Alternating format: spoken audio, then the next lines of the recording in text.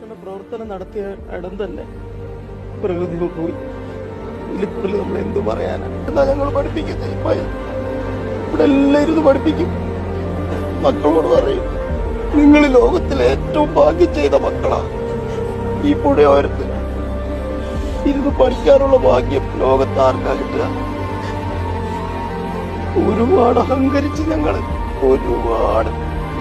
അതിനെല്ലാം കിട്ടി, എല്ലാത്തിനും കിട്ടി.